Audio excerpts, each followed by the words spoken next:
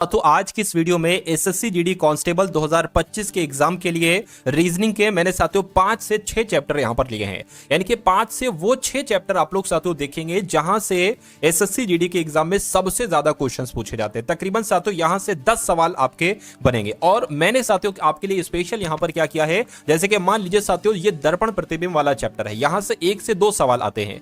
तो जितने टाइप्स के क्वेश्चन बनते हैं इस चैप्टर में उन सभी टाइप्स को साथियों हम लोग कंप्लीट कर लेंगे क्वेश्चंस के माध्यम से, ठीक है ना। तो इन सभी सवालों को साथियों आप लोग देखिएगा, बहुत इंपॉर्टेंट चैप्टर यहां से मैंने साथियों लिए हैं और अपने एग्जाम को साथियों आप लोग क्रैक करिएगा। चलिए तो साथियों वीडियो में अगर आप थोड़ा सा बने रहेंगे, 2-4 मिनट बने रहेंगे तो आपको पता चल जाएगी कि इस क्लास की अहमियत आखिर क्या हो सकती है। तो पहला सवाल है, कह रहे कि संडे SUNDAY का दर्पण प्रतिबिंब दिए गए विकल्पों में से क्या होगा। पहला सवाल आपसे पूछा जाता है, कोई भी आपको दुनिया का वर्ड दे दिया जाएगा लिखकर, दुनिया का वर्ड आपको दे दिया जाएगा और 2 तरीके से सवाल बनेगा। एक तो पूछा जाएगा इसका दर्पण प्रतिबिंब क्या होगा और दूसरे टाइप का सवाल आपसे पूछा जा सकता है कि इसका जल प्रतिबिंब क्या होगा। क्या तो साथियों यहां पर जल प्रतिबिंब आपसे पूछा जा सकता है, क्या जल प्रतिबिंब साथियों आपसे पूछा जा सकता है और दर्पण प्रतिबिंब आपसे पूछा जा सकता है। अगर दर्पण प्रतिबिंब आपसे पूछा जाए तो आपको दर्पण यानी कि आईने को यहां पर रखना है, ठीक है ना। आईने को साथियों कहां पर रखना है, आईने को आपको यहां पर रखना है। अब वाई की अगर हम यहां पर बात करते हैं, वाई साथियों ऐसे बना है तो ऐसे हम बना लेते हैं। पहला पॉइंट आपको ध्यान रखना है, जो सबसे अंत वाला लेटर होता है वो सबसे पहले बनता है, तो साथियों ये वाई सबसे पहले हो जाएगा। ए जैसा है वैसा बनेगा। डी की बात करें, डी ऐसा बनेगा, डी का मुंह दाईं तरफ है ना मुंह, तो बाईं तरफ बनेगा। इन की अगर बात करें तो इन साथियों कुछ ऐसा बनेगा, यू जैसा वैसा बनेगा, एस ऐसा बनेगा। अब आपको देखना है कि ये कौन से ऑप्शन में साथियों नजर आ रहा है। मैं कहूंगा ये तो वाई ए, ठीक है, वाई ए यहां पर या यहां पर, यहां पर या यहां पर, मुझे आप लोग बता देखिए ये तो हो नहीं सकता। तो मेरे हिसाब से साथियों ऑप्शन गलत है, ऑप्शन गलत है साथियों। कुल मिला के मैं जो कह रहा हूं, अगर संडे का दर्पण प्रतिबिंब देखेंगे तो ऐसे बनेगा। अब अगर बात करें ये आपको जल प्रतिबिंब पूछा जाए तो जल प्रतिबिंब में साथियों ये ऐसा बनेगा, ए जो है ना वो ऐसा बनेगा, डी ऐसा बनेगा। इन की अगर बात करें तो साथियों इन ऐसा बनेगा, यू की बात करें यू ऐसा बनेगा और अगर हम साथियों यहां पर बात करते हैं एस की तो एस साथियों कुछ इस प्रकार से बनेगा, ठीक है ना। ऐसा बनेगा, ये कैसा बनेगा, एक सेकेंड, ऐसा करके बनेगा, ठीक है ना। तो ये सारी चीजें आप लोग ध्यान रखेंगे। अब अगला सवाल देखेंगे, चैप्टर में से दूसरे टाइप का सवाल कौन सा पूछा जाता है, किस टाइप का पूछा जाता है, ये भी आप लोग देख लीजिए। यानी कि 4, 8, 3, 5, 6, 9 का दर्पण प्रतिबिंब क्या होगा। तो साथियों 4, 8, 3, 5 और साथियों 6, 9 का दर्पण प्रतिबिंब आपसे पूछा जा रहा है। तो 9 की बात करें, 9 ऐसे बनेगा, 6 की बात करें ऐसे बनेगा, 5 की अगर बात करें ऐसे बनेगा, 3 की बात करें कुछ ऐसे बनेगा, 8 जैसा वैसे बनेगा, 4 की अगर बात करें ऐसा बनेगा।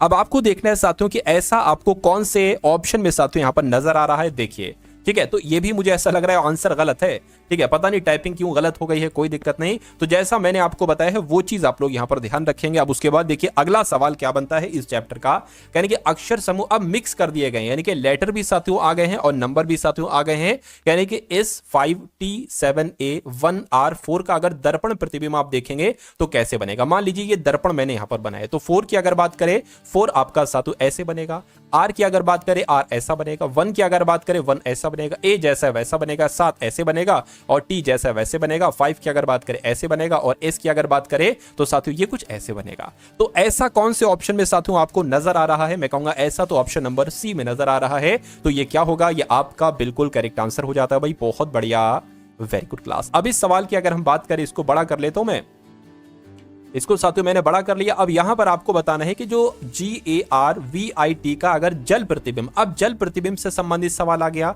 यानी कि अगर यहां पर हम लोग बात करें इसका जल प्रतिबिंब हम बनाए, यानी कि G का, ठीक है, G का, A का, R का, B का, I का, T का अगर दर्पण प्रतिबिंब कहा जाए तो दर्पण यहां पर बनाना है, लेकिन जल प्रतिबिंब कहा जाए तो आपको साथियों दर्पण यहां पर बनाना है। T की बात करें तो T कुछ ऐसा दिखेगा, I जैसा है साथियों I वैसा दिखेगा, V की बात करें V ऐसा दिखेगा, R की अगर बात करें ना तो साथियों R ऐसा दिखेगा, A ऐसा दिखेगा और G की अगर बात करें, अगर G की साथियों बात करें तो G कैसा दिखेगा, G आपका साथियों कुछ इस प्रकार से दिखेगा। तो ऐसा कहां पर लिखा हुआ, यहां पर, यहां पर, यहां पर साथियों ऐसा ऑप्शन नंबर डी में आपको नजर आ रहा होगा, यानी कि GARVIT। तो ऑप्शन नंबर डी जिनका आंसर है मैं कहूंगा उन सभी का आंसर सही है। अभी साथियों हम डायरेक्शन वाले चैप्टर पर भी बढ़ेंगे, डायरेक्शन वाला चैप्टर भी हम लोग देखेंगे साथियों यहां पर, तो आप थोड़ा सा धैर्य रखिए, इसके बाद डायरेक्शन वाला ही क्वेश्चन आपके सामने शुरू हो जाएंगे। कह रहे कि 1, 8, 4, 5, 9, 3 का जल प्रतिबिंब अगर आप बनाएंगे तो कैसा बनेगा, यानी कि 1, 8, 1, 8, 4 और साथियों क्या यहां पर 5 ठीक है, 5 और साथियों 9 और 3, इनका अगर आप जल प्रतिबिंब बनाएंगे तो कैसा बनेगा? देखिए 3 ऐसा बन जाएगा, ठीक है, 9 की बात करें ऐसा बन जाएगा, 5 की बात करें कुछ ऐसा बन जाएगा, और 4 की बात करें कुछ ऐसा बन जाएगा क्या? नहीं, 4 ऐसा नहीं बनेगा साथियों। 4 की अगर बात करते हैं तो ये हो जाएगा, हाँ 4 ऐसा बन जाएगा, 8 जैसा है वैसा, 1 जैसा वैसा बन जाएगा। तो कुल मिला के आपको देखना है कि ये कहां पर बना हुआ है, फटाफट आप लोग देखकर बता दीजिए। तो 1 8 4, ये भी मुझे ऐसा लग रहा है कि ऑप्शन सही नहीं है। मैं कहूंगा जैसे मैंने आपको बताया है वो चीज आप लोग यहां पर ध्यान रखेंगे। चलिए खैर, अब उसके बाद साथियों बात करते हैं, डायरेक्शन वाला सवाल आपके सामने शुरू हो चुके हैं। तो जितने टाइप के डायरेक्शन के क्वेश्चन आपसे पूछे जाते हैं उन सभी सवालों को आप लोग देख लीजिए। कहा जा रहा है, सबसे पहले मैं आपको एक बेसिक चीज बता देता हूं। आप कभी भी एग्जाम में बैठे हुए, आपसे कहा जाए कि आप 5 किलोमीटर उत्तर की तरफ चलें, तो आपको ये ऊपर की तरफ चलना है, क्योंकि उत्तर साथियों ऊपर होता है। दक्षिण कहा जाए तो दक्षिण नीचे होता है साथियों, ये दक्षिण आपका हो गया, ठीक है ना। और ये आपका साथियों पूर्व हो गया, पूर्व हो गया, और ये आपका साथियों पश्चिम हो गया। अगर आपसे कहा जाए कि उत्तर पूर्व की तरफ चलिए, तो आप इस तरफ चलें, क्योंकि ये उत्तर ये पूर्व है। अगर आपसे दक्षिण पूर्व की तरफ चला कहा जाए तो आप इधर को चलेंगे। उसके अलावा दूसरी बात मेरी और ध्यान रखेंगे कि जो आपका सीधा हाथ होता है, क्या साथियों, आपका जो सीधा हाथ होता है यही असल में साथियों दायां हाथ होता है। अगर आपसे कहा जाए दाएं मुड़िए, यानी कि आपको सीधे हाथ पे मुड़ना है। और आपका जो उल्टा हाथ होता है साथियों, उल्टा हाथ, क्योंकि बहुत सारे लोगों को उल्टा हाथ सीधा हाथ तो पता है, दायां बायां वो नहीं फर्क समझ पाते हैं। तो ये भी जो कॉन्सेप्ट था मैंने क्लियर कर दिया।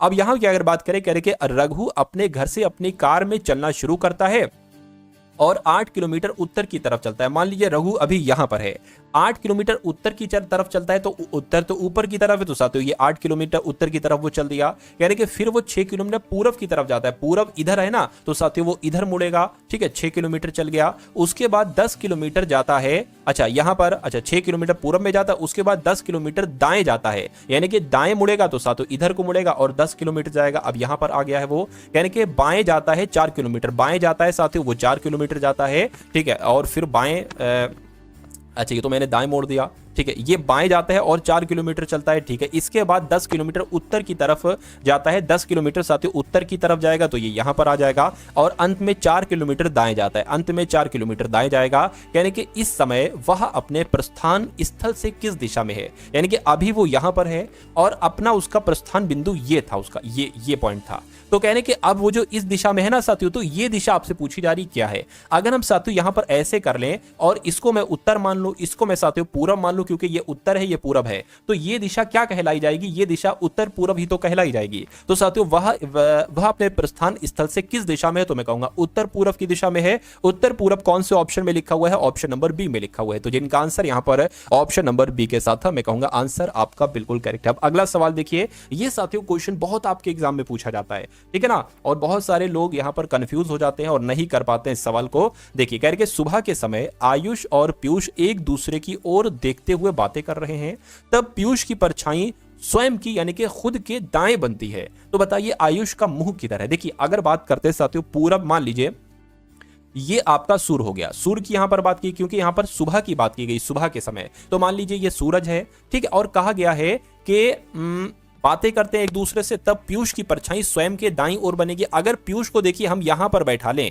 ठीक है, पीयूष की अगर बात करें, पीयूष को अगर हम यहां पर बैठा ले तभी ये पॉसिबल है। अगर हम पीयूष को यहां पर बैठा देंगे ना, तो पीयूष की परछाई उसके बाईं ओर, अच्छा क्या लिखा हुआ है, दाएं लिखा है बाएं लिखा है, देखिए जरा, हाँ ठीक है। अगर हम पीयूष को यहां पर बैठा लेंगे तो पीयूष की परछाई उसके बाएं ओर बनेगी, लेकिन सूरज इधर है, सूरज की रोशनी इधर आएगी, तो जाहिर सी बात है सूरज का ये सीधा हाथ है, दायां है, तो सूरज की परछाई इधर इधर ही तो बनेगी, दाएं ओर बनेगी। तो जाहिर सी बात है कह रहे हैं कि पीयूष और आयुष आमने सामने बैठे हैं, तो मैं कहूंगा आयुष यहां पर बैठा होगा, आयुष यहां पर बैठा होगा। तो कह रहे बताइए आयुष का मुख किधर है, आयुष का मुख इधर है, और ऊपर की तरफ क्या कहलाया जाता है साथियों, उत्तर कहलाया जाता है। तो आयुष का मुख किस तरफ है साथियों, उत्तर की तरफ है, तो यही आपका क्या होगा, यही आपका बिल्कुल करेक्ट आंसर हो जाएगा। साथियों आप कैसे इस क्लास से 10 क्वेश्चंस की तैयारी कर लेंगे आपको मालूम ही नहीं पड़ पाएगा, तो थोड़ा सा धैर्य रखिए और इस पूरी क्लास को साथियों देखिए, फटाफट टाइप्स आपके मैं कंप्लीट करवा रहा हूं बहुत तेजी के साथ साथियों, ठीक है ना। चलिए अब यहां पर अगर साथियों बात करते हैं अगले नंबर के सवाल की, कह रहे कि यदि 3:30 बजे घड़ी की मिनट की सुई पूर्व दिशा में हो तो घंटे की सुई साथियों किस दिशा में होगी। सबसे पहले मैं आपको बता देता हूं, ये आपकी घड़ी हो गई। यहां पर 12 बजता है, यहां पर 6 बजता है, यहां पर 3 बजता है, यहां पर 9 बजता है, यहां पर साथियों 1 बजेगा, यहां पर 2, यहां पर 4 बजेगा, यहां पर साथियों ठीक है, यहां पर 4 बजेगा और यहां पर 5 बजेगा, यहां पर 7 और यहां पर 8 और फिर यहां पर 10 और फिर यहां पर 11। कहने के 3:30 बजा है तो मैं कहूंगा एक घंटे वाली जो सुई है, घंटे वाली सुई छोटी होती है तो 3:30 बजे, और मिनट वाली सुई साथियों यहां पर होगी तो 3:30 बजा दिया मैंने। यानी 3:30 बजे घड़ी की मिनट की सुई पूर्व की दिशा में। अरे भैया मिनट की सुई तो दक्षिण की दिशा में है, यानी मान लो अगर ये पूरब की दिशा में है, ठीक है, तो घंटे की सुई किस दिशा में होगी। तो अगर ये साथियों पूरब हमने मान लिया तो जाहिर सी बात है ये उत्तर हो जाएगा, क्योंकि पूरब के उधर को साथियों उत्तर ही तो होता है। तो कुल मिला के अगर बात करें क्या कहा जा रहा है, तो सुई किस दिशा में, तो अच्छा घंटे की सुई किस दिशा में है, तो घंटे की सुई की अगर हम बात करते, अब देखिए अगर घंटे की सुई ऐसे करके होती तो हम उत्तर कहते, लेकिन घंटे की सुई कहीं ना कहीं ये इसके बीच में, उत्तर के बीच में और पूरब के बीच में, तो घंटे की सुई किस दिशा में, उत्तर पूरब में है साथियों। तो उत्तर पूरब आपका यहाँ पर राइट आंसर होगा, केवल उत्तर जवाब नहीं होगा, और केवल उत्तर साथियों ऑप्शन में भी नहीं दे रखा है। अब अगले नंबर का साथियों सवाल देखिए और बताइए सवाल का सही जवाब आपका यहां पर साथियों क्या हो सकता है। चलिए कह रहे कि रूपेश पश्चिम की ओर 3 किलोमीटर चला, अपने बाईं ओर मुड़कर 2 किलोमीटर चला। तो जैसे जैसे कहा जा रहा है वैसे वैसे हम कर देते हैं। तो रूपेश यहां पर मान लीजिए है पश्चिम की दिशा की अगर बात करें, ये पश्चिम होता है, तो पश्चिम की दिशा की ओर साथियों 3 किलोमीटर चला और अपने बाईं ओर मुड़कर 2 चला, बाईं ओर मुड़कर 2 चला, वह फिर दाईं ओर मुड़ा, दाईं ओर मुड़ा और 3 किलोमीटर चला। अंत में वह अपने दाईं ओर मुड़ा और 2 किलोमीटर चला, दाईं ओर मुड़ा 2 किलोमीटर चला। यानी कि इस दौरान रूपेश ने कुल कितनी दूरी तय की, तो 3 ये चला, 2 ये चला 5 किलोमीटर, 3 ये चला 8 किलोमीटर, 2 ये चला 10 किलोमीटर, यानी कि उसने कुल मिला के 10 किलोमीटर की दूरी तय की। तो आपका आंसर अगर है ऑप्शन नंबर सी के साथ, तो मैं कहूंगा आंसर आपका बिल्कुल करेक्ट हो जाएगा भाई, बहुत बढ़िया, वेरी गुड क्लास। चलिए अब उसके बाद देखिए कह रहे कि यदि दक्षिण पश्चिम उत्तर हो जाए तो उत्तर पूर्व साथियों क्या होगा। सबसे पहले जो सही वाली आकृति है वो आप बना लीजिए, ये आपका पूर्व हो जाएगा, ये साथियों उत्तर हो जाएगा और ये साथियों आपका दक्षिण हो जाएगा, ठीक है ना, और ये क्या हो जाएगा, ये पश्चिम हो जाएगा। अब यहां पर सवाल में कहा गया है कि अगर जो दक्षिण पश्चिम है, दक्षिण पश्चिम कहां पर है भाई साहब, दक्षिण पश्चिम ये है, यानी कि अगर ये हम उत्तर मान लेते हैं तो उत्तर पूर्व क्या हो जाएगा, उत्तर पूर्व कहां पर है, उत्तर पूर्व साथियों ये है। अब बिल्कुल देखिए उत्तर के जस्ट अपोजिट वाली साइड आपसे पूछी जा रही है, तो ये आपको भी पता होगा कि उत्तर के जस्ट अगर हम साथियों यहां पर इसको उत्तर माने और ये उत्तर होता है तो ये दिशा क्या हो जाएगी, दक्षिण हो जाएगी। तो ये दिशा साथियों दक्षिण ही तो कहलाई जाएगी। तो कुल मिला के दक्षिण आपका यहां पर बिल्कुल करेक्ट आंसर हो जाता है भाई, बहुत बढ़िया, वेरी गुड क्लास। अब साथियों पासे वाला चैप्टर यहां पर आपके शुरू हो चुका है, ठीक है। तो साथियों अभी तक अगर आपने इस वीडियो को लाइक नहीं किया तो इतना पढ़ने के बाद भी अगर आप इस वीडियो को लाइक नहीं करेंगे तो मेरा मानना है कि बहुत गंदी बात हो जाएगी साथियों, फिर वो अच्छी बात नहीं रहेगी। तो आप लोग क्या कीजिए साथियों, इस वीडियो को आप लोग लाइक कर दीजिए और चैनल पर अगर आप लोग नए हैं तो चैनल को तुरंत साथियों सब्सक्राइब कर दीजिए। अगर वाकई में आप सिलेक्शन लेना चाहते हैं तो चैनल को साथियों तुरंत आप लोग यहां पर सब्सक्राइब कर दीजिए। खैर अब इस सवाल की अगर बात करें, अब देखिए यहां पर साथियों आपसे क्या कहा जा रहा है, यहां पर कहा जा रहा है आपसे कि एक पासे की स्थिति दी गई है, अंक 3 की विपरीत सतह पर क्या होगा। यानी कि ये अंक 3 है तो इसकी विपरीत दिशा पर क्या होगा, यानी कि एक के जो उधर को दिशा बनेगी इधर को, ये यहां पर साथियों कौन सा अंक होगा, 6, 2, 4 या 2 या 6 में से कोई एक हो सकता है। सबसे पहले मैं आपको यहां पर बता देता हूं, देखिए अगर साथियों जो देखिए निकटवर्ती एक होता है, विपरीत, विपरीत तो 3 के विपरीत उधर को हो जाए, एक होती है साथियों निकटवर्ती, ठीक है। जैसे 1 का निकटवर्ती 5 है, 5 का निकटवर्ती 3 है, तो जब भी साथियों दो निकटवर्ती सतहों पर जो भी नंबर लिखे इनका योग अगर 7 हो जाता है, क्या अगर इनका योग 7 हो जाता है, जैसे कि 1 और 5 मान लीजिए यहां पर 6 लिखा होता तो 1 और 6 यहां पर अगर साथियों क्या हो जाता, ठीक है, लेकिन अभी तो यहां पर है नहीं, मतलब देख लीजिए 1 और 3 ये भी योग अगर 7 नहीं हो रहा है, अगर साथियों योग 7 नहीं हो रहा है तो वो कैसा पासा होता है, वो साथियों मानक पासा होता है। क्या कैसा पासा होता है साथियों, वो मानक पासा होता है। मानक पासे में साथियों क्या होता है, मानक पासे में जो अपोजिट साइड होती है ना, अपोजिट साइड, इनका योग क्या होता है, इनका योग साथियों 7 होता है। तो मैं कहूंगा ये मानक पासा है, मानक पासे में अपोजिट साइड का योग 7 होता है, तो 3 ये हो गया, तो उधर को साथियों 4 होगा, तो 3 और 4 ये 7 हो जाएगा, तो कुल मिला के 3 का विपरीत क्या हो जाएगा, 4 हो जाएगा, और यही आपका बिल्कुल करेक्ट आंसर हो जाएगा। अब उसके बाद देखिए अगला सवाल है, यानी कि जो अंक यहां पर 3 आया है इसका, सॉरी अंक यहां पर 5 आया है ना, 5, इसका विपरीत आपको बताना है, यानी कि इसके उधर 6 के उधर वाली आपसे पूछी जा रही है, 3 के नीचे वाली साइड पूछी जा रही है, क्या होगा। अब यहां पर देखिए दोनों आसपास के नंबर का योग 7 बन रहा है क्या, नहीं, ये भी नहीं, ये भी योग सात नहीं बना। तो मैं कहूंगा ये कैसा पासा है, ये मानक पासा हो जाएगा, साधारण पासा नहीं, मानक पासा हो जाएगा। तो मानक पासे में जो अपोजिट साइड होती है इनका योग सात होता है। मैं कहूंगा यहां पर 5 है तो साथियों इधर को 2 होगा, तो क्या हो जाएगा साथियों, 5 का विपरीत दिशा पर कौन हो जाएगा, 2 हो जाएगा, और यही आपका बिल्कुल करेक्ट आंसर हो जाता है। ठीक है ना, चलिए अब उसके बाद देखिए साथियों, अब डबल पासा आ गया है, और अगर डबल पासे वाला सवाल आ जाए तो भी बहुत कोई दिक्कत नहीं है। यानी कि अंक 6 के विपरीत पर कौन है, यानी कि यहां पर साथियों जो 6 है ना, 6 इसका विपरीत पर आपसे यहां पर पूछा जा रहा है साथियों कौन सा है, फटाफट आप लोग यहां पर बता दीजिए। देखिए 6 का विपरीत 3 और 5 नहीं हो सकता, कोई दिक्कत नहीं, 6 का विपरीत 3 और 5 नहीं हो सकता। देखिए ये पासा साथियों कौन सा है, ठीक है। अब इनका योग एक तरीके से साथियों क्या 7 नहीं हो रहा है, इनका भी योग 7 नहीं हो रहा है, तो मैं कहूंगा ये मानक पासा हो जाएगा, और मानक पासे में विपरीत का 7 होता है, तो यहां पर 1 होगा 6 और 1 7 हो जाएगा, तो मैं कहूंगा 6 का 1 क्या हो जाएगा, विपरीत हो जाएगा। ठीक है, 6 का 1 क्या हो जाएगा, 6 का विपरीत क्या हो जाएगा, 1 हो जाएगा। अब 3 500 वाला सवाल आ जाए तो वो और भी आसान हो जाता है। कैसे, कहने के अंक 4 की विपरीत सतह पर कौन सा है। देखिए अब 4 कहां कहां पर, एक तो 4 यहां पर है और एक यहां पर है, यानी कि आपको बताने कि यहां पर कौन सा नंबर है और आपको बताने यहां पर कौन सा नंबर है। अब आप एक ट्रिक देखिए साथियों, अगर ये 4 है, ये भी 4 है, आप देखिए 2 3 कहीं पर लिखा हुआ है क्या, 2 और 3 एक साथ कहीं पर लिखा है, नहीं लिखा है।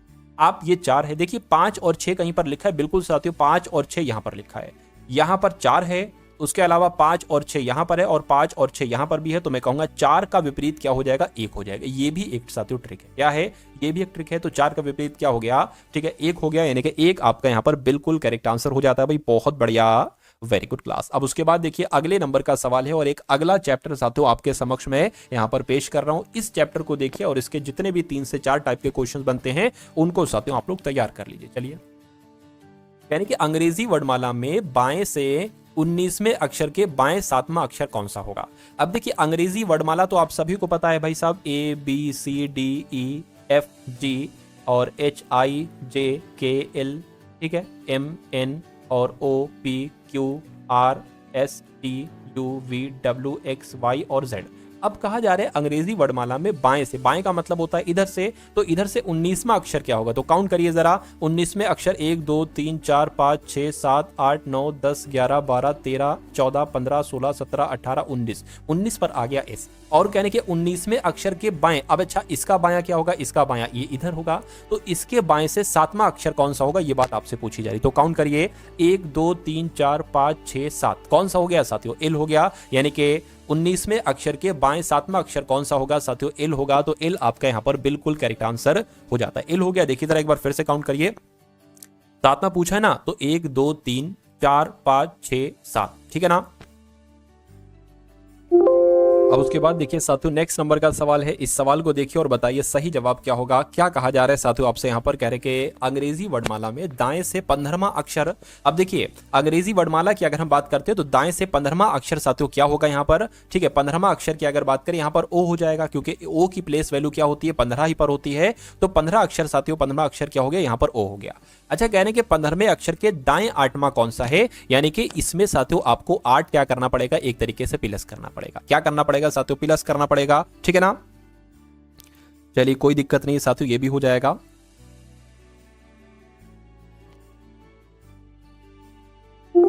लेकिन यहां पर साथियों दाएं से कहा गया है, कहां से कहा गया है साथियों, दाएं से, मैंने बाएं से बता दिया। अगर बाएं से आप देखोगे 15वां तो बनेगा O। दाएं से देखने की ट्रिक क्या है, क्या बार बार ABCD लिखोगे, नहीं साथियों।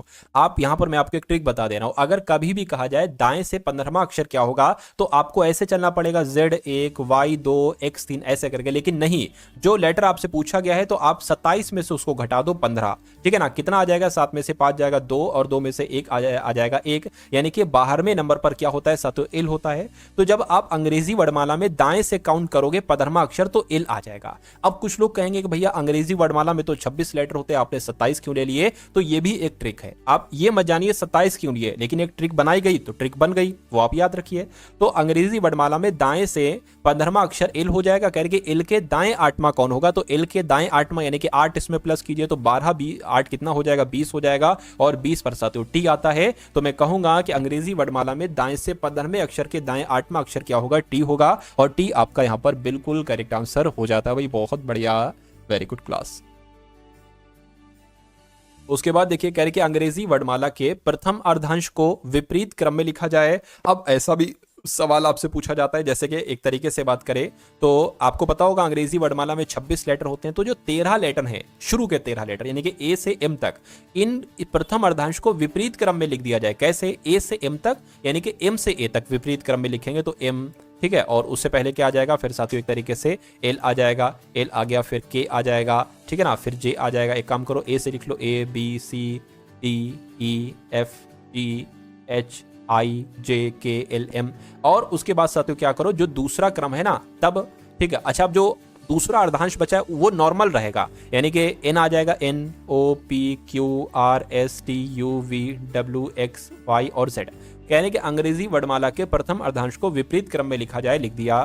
तब बाएं ओर से यानी कि इधर से 21वें अक्षर क्या होगा, देखिए ये 13 हो गए, 14, 15, 16, 17, 18, 19, 20, 21 यानी कि 21वां यू हो गया। यानी कि इसके बाएं 12वां अक्षर क्या होगा, इसका बाएं 12वां अक्षर क्या होगा साथियों, 1 2 3 4 5 6 7 8 9 10 11 12, ठीक है। तो यहां पर क्या हो जाएगा साथियों, ई हो जाएगा। ई हो जाएगा तो मैं कहूंगा ई आपका बिल्कुल करेक्ट आंसर हो जाएगा। तो ऐसे सवाल साथियों पूछे जाते हैं, ठीक है। तो इसके लिए आपको प्लेस वैल्यू भी मालूम होना चाहिए, जैसे कि ए कहां पर है, 1 पर है, एन कहां पर है, 14 पर है, ओ कहां पर है, 15 पर है, वाई कहां पर है, 25 पर है। ये सारी जानकारी आपको साथियों मालूम होना चाहिए। अब उसके बाद देखिए, यानी कि अंग्रेजी वर्णमाला में बाएं से 18वां अक्षर क्या होता है, तो 18वें पर साथियों आर आता है, और बाएं से 18वां अक्षर और बाएं से 8वां अक्षर, 8वां अक्षर क्या आता है साथियों, एच आता है। यानी कि इसके मध्य का क्या होगा, तो इसके मध्य में क्या क्या आता है, एच। अब देखिए मैंने थोड़ा सा इसको क्या बढ़ा के यहां पर कर लो इसको, ठीक है। आर की अगर बात करें, आर साथियों जो है ना ये 18 पर आता। अब इसके मध्य का पूछा गया है,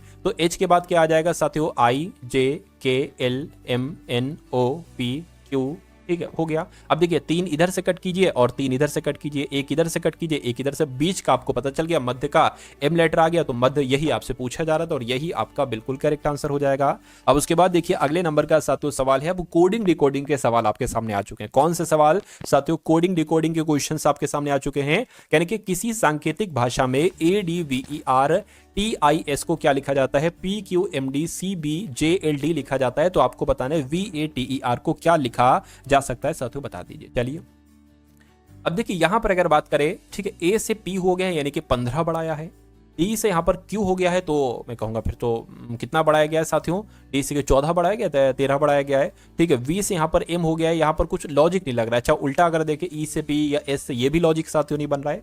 एक काम करिए, देखिए VATER यहां पर है और VATER हमें यहां पर भी दिख रहे हैं। V ये है, ठीक है, A ये है, T ये है, E ये है, R ये है। यानी कि ऐसा तो नहीं जैसे कि A का कोड है यहां पर P, तो A का कोड क्या यहाँ पर P लिखा हुआ है, देखिए साथियों P है, ठीक है। V की अगर बात करें, V का कोड यहाँ पर M है, तो देखिए साथियों M है, यानी कि V की बात करें V का कोड M है, A की बात करें A का कोड साथियों P है, T की बात करें T का कोड यहाँ पर साथियों क्या है, C है, ठीक है, और E की बात करें E का कोड D है, तो D आ गया, और R की अगर बात करें तो R का कोड क्या है साथियों, 1 2 3 4 5 C है। तो मैं कहूंगा कुछ दिक्कत हो रही है, एक सेकेंड, ठीक है। टी की बात करें, टी का कोड क्या है, देखिए जरा, 1 2 3 4, 1 2 3 4 बी है, ठीक है। तो यहाँ पर क्या हो जाएगा साथियों, बी हो जाएगा। और ई की अगर बात करें तो ई की कोड साथियों डी हो जाएगी। और आर की अगर बात करें, 1 2 3 4 5, 1 2 3 4 5 यानी कि सी हो जाएगा। तो कुल मिला के MP DC, ठीक है। BDC कहाँ लिखा हुआ है, BDC MP BDC option number B में लिखा हुआ है। तो यही आपका क्या होगा, यही आपका बिल्कुल करेक्ट आंसर हो जाता है भाई। बहुत बढ़िया, वेरी गुड क्लास। अगला सवाल आपकी स्क्रीन पर है, कहा जा रहा है साथियों कि यदि किसी सांकेतिक भाषा में PEACE को क्या लिखा जाता है, DZVXG लिखा जाता है, तो उसी सांकेतिक भाषा में ORDER को साथियों क्या लिखा जा सकता है, ये आपसे यहां पर पूछा जा रहा है। चलिए देखिए यहां पर साथियों अगर हम लोग बात करें, क्या बात करें, जैसे कि आपको भी मालूम होगा साथियों कि P से यहां पर D हुआ है तो क्या किया गया, E से यहां पर Z हुआ है, A से यहां पर V हुआ, ऐसे कर लें, क्या कर लें, ये एक काम करो साथियों, अगर ये E से आप D करते हो तो 1 माइनस हुआ है, C से अगर आप Z जाते हो तो ये माइनस हुआ है, कितना, 3 माइनस हुआ, यानी कि पहले 1 माइनस हुआ, फिर यहाँ पर 3 माइनस हुआ, फिर A से आप साथियों V पर जाते हो, कितना माइनस हुआ, मैं कहूंगा 5 माइनस हुआ, ठीक है। फिर E जो कि 5 पर होता है, ये X जाते हो साथियों, कितना, ठीक है ना, कितना माइनस हुआ, -7 हुआ। और P से आप G पर जाते हो तो कितना माइनस हुआ, -9 हुआ। क्या यही लॉजिक यहाँ पर लगेगा, एक बार ट्राई कर लीजिए। यानी कि अगर हम साथियों यहां पर अगर बात करें, जैसे कि अंत में क्या है, आर है, अरे भाई यहां पर ई से एक तरीके से डी हुआ था, तो आर की अगर बात करें, आर में अगर हम साथियों 1 घटाएंगे तो क्यू आ जाएगा, बिल्कुल। ई 5 पर होता है, इसमें 3 घटाएंगे तो साथियों बी आ जाएगा। अब देखिए क्यू भी यहाँ पर भी है, यहाँ पर भी है, यहाँ पर भी है, यहाँ पर भी है, ठीक है। और जिसमें डी में कितना घटाएंगे, 5 घटाएंगे तो यहाँ पर साथियों क्या आ जाएगा, वाई आ जाएगा। और यहाँ पर साथियों ई है, ई में 7 अगर घटा देते हैं तो ई में 7 अगर घटा देते हैं तो मेरे ख्याल से ठीक है कितना आ जाएगा, ये फटाफट आप लोग यहाँ पर बता दीजिए। ई में थोड़ी ना डी किया ना, तो ये अब आर में घटेगा, ठीक है। आर 18 पर होता है, इसमें अगर साथियों 7 घटाते हैं तो मैं कहूंगा यहाँ पर के आ जाना चाहिए। और ओ 15 पर होता है, इसमें 9 घटा दें अगर तो कितना आ जाएगा साथियों, तो आपका एफ आ जाएगा। तो अब आपको देखना है कि ये ऑप्शन कहां पर लिखा हुआ है, क्यूबी वाई के एफ, ये ऑप्शन नंबर ए में लिखा हुआ है और यही आपका बिल्कुल सही जवाब है। उसके बाद देखिए साथियों अगले नंबर का सवाल आपके स्क्रीन पर है। कहा जा रहा है कि यदि एक सांकेतिक भाषा में ए को 2 लिखा जाता है, GOLD को 42 लिखा जाता है, तो आपको बताना है कि SHIRT को क्या लिखा जा सकता है। अब देखिए वैसे नॉर्मली ए तो 1 पर आता है, लेकिन 1 बढ़ा के यहाँ पर बताया गया है। अगर हम यहाँ पर साथियों ऐसा तो नहीं, मतलब ए के लिए 1 बढ़ा के 2, अब G 7 पर आता है तो 8 लिखें, O 15 पर आता है तो 16 लिखे, L 12 पर आता है तो 13 लिखे, D 4 पर आता है तो 5 लिखे। इनको जोड़ने पर अगर 42 आता है तो जो हमारा लॉजिक है वो हमारा लॉजिक बिल्कुल सही। देखिए 24 हो जाएगा, 24 5 29 हो जाएगा, 29 और 13 साथियों कितने हो जाएंगे, मैं कहूंगा 42 हो जाएंगे। बिल्कुल लॉजिक हमारा सही है। अब S 19 पर होता है, 1 बढ़ा के लिखेंगे 20 लिखेंगे। H 8 पर होता है साथियों तो 9 लिखेंगे, यानी कि ये 29 हो जाएगा। अब देखिए एक काम करो, सही से लिख लो, 20 हो गया प्लस 9 हो गया और प्लस I 9 पर होता है ना तो 10 हो जाएगा, R 18 पर होता है 19 हो जाएगा और T 20 पर होता है तो 21 हो जाएगा। इसको प्लस कर लीजिए, आंसर आपका आपके सामने आ जाएगा। देखिए 20 10 30, ठीक है। और ये कितने हो जाएंगे, ये साथियों आपके हो जाएंगे एक तरीके से 40, यानी कि 30 और 40 70 हो गए, 70 और 9 79 हो गए। तो 79 कहां पर लिखा हुआ है, ऑप्शन नंबर ए में लिखा हुआ है। तो ये क्या होगा, ये आपका साथियों बिल्कुल सही जवाब होगा। उसके बाद देखिए कह रहे कि नारंगी को मक्खन कहा जाए, मक्खन को साबुन कहा जाए, साबुन को स्याही कहा जाए, स्याही को मधु कहा जाए, मधु को कॉपी कहा जाए, तो कपड़े धोने के लिए किस वस्तु का प्रयोग करेंगे। कपड़े धोने के लिए भाई साबुन का प्रयोग करेंगे, लेकिन साबुन को यहाँ पर स्याही कहा गया है तो मैं कहूंगा स्याही आपका राइट आंसर होगा। क्या आपका राइट आंसर होगा, स्याही आपका राइट आंसर होगा। और स्याही कौन से ऑप्शन में है, तो ऑप्शन नंबर डी वाले में। अगला सवाल देखिए, इस सवाल को देखिए साथियों और आप लोग यहां पर आंसर बताने की क्या करेंगे साथियों, आप लोग कोशिश करेंगे कि आपका राइट आंसर आखिर यहां पर क्या हो सकता है। देखिए ऐसा भी सवाल आता है, कह रहे कि NEC नेक को टैम को क्या लिखा जा सकता है, बॉयज आर स्टडिंग लिखा जा सकता है। मी टैम सैम को लिखा जा सकता है, ग्रेप्स आर सॉर लिखा जा सकता है। टैम पो मी को क्या लिखा जा सकता है, बोर बॉयज आर ग्रेप्स लिखा जाता है। तो आपसे पूछा जा रहा है कि सोर के लिए क्या कोड होगा। अब सोर कहां पर लिखा हुआ है, सोर की अगर बात करें, सोर यहां पर लिखा हुआ है, यानी कि सोर का कोड या तो हो सकता हो मी हो, या हो सकता हो टैम हो, या हो सकता हो सैम हो, ठीक है ना। अब अगर बात करें सोर का कोड निकालने के लिए हमें ग्रेप्स आर का कोड मालूम होना चाहिए। तो ग्रेप्स आर का कोड देखिए साथियों यहां से हमें मिलेगा, ठीक है ना, यानी कि इसमें और इसमें ग्रेप्स आर का कोड होगा। देखिए ग्रेप्स आर का कोड हमें देखना है, ग्रेप्स आर का कोड देखना है। अब देखिए इसमें से क्या सेम है, एक तो मी सेम है और एक टेम सेम है, यानी कि मी और टेम जो है ये असल में अगर बात करें मी और टेम आंसर नहीं हो सकता, क्योंकि ये ग्रेप्स आर के कोड हैं मी और टेम, ठीक है। सैम क्या हो जाएगा, सैम आपका साथियों एक तरीके से, एक सेकंड सॉरी, ठीक है, मी टाइम मुझे यहां से काटना चाहिए, मी टाइम ये नहीं हो सकता। तो सोर का कोड क्या होगा साथियों, PO हो जाएगा। क्या हो जाएगा, एक तरीके से अगर यहां पर हम बात करते हैं साथियों, क्या हो जाएगा, PO हो जाएगा। क्या हो जाएगा, यहाँ पर तो आंसर नहीं है, तो ऐसा नहीं तो कुछ गलती कर दी हमने। अच्छा इसका कोड एक तरीके से ये है ना, तो मुझे यहीं से काटना चाहिए। मी टैम आपका ग्रेप्स आर का कोड होगा, बचा सैम, तो सैम आपका साथियों यहाँ पर सोर का कोड हो जाएगा और यही आपका राइट आंसर है। अब उसके बाद देखिए साथियों नेक्स्ट नंबर का सवाल है आपकी स्क्रीन पर और आज की इस वीडियो का अंतिम सवाल है ये, यानी कि यदि किसी सांकेतिक भाषा में COURT को क्या लिखा जाता है साथियों यहाँ पर, यानी कि 5 और प्रतिशत का साइन है, @ है और 3 8 लिखा जाता है, ठीक है। यानी कि LIT का कोड है ये, ठीक है, L को लिखा जाता है, ठीक है, डॉलर वाला साइन, और ये C कॉपीराइट वाला, T को साथियों 8 और E को 4। तो कहने के COR को क्या लिखा जा सकता है। अब C का कोड यहाँ पर क्या है साथियों, ये 5 है, तो यहाँ पर 5 आ जाएगा। आप देखिए सबके ऑप्शन में 5 5 5 है। उसके बाद O की अगर बात करें, O का कोड क्या है, प्रतिशत है, तो यहाँ पर प्रतिशत आ जाएगा। R की अगर बात करें, R का कोड ये 3 है, तो 3 आ गया। और E की अगर बात करें तो साथियों E का कोड हमें यहाँ से मिल जाएगा, 4 है। तो ऐसा कहां पर लिखा हुआ है साथियों, 5% 3 4, मैं कहूंगा ऐसा ऑप्शन नंबर D में लिखा हुआ है। D में लिखा हुआ है तो ये क्या होगा साथियों, ये आपका बिल्कुल करेक्ट आंसर हो जाता है भाई। बहुत बढ़िया, वेरी गुड क्लास। तो कैसी लगी साथियों आपको ये क्लास, एक बार कमेंट सेक्शन में आप लोग जरूर बताइएगा। इस वीडियो को अगर आपने लाइक नहीं किया तो वीडियो को लाइक कर दीजिएगा।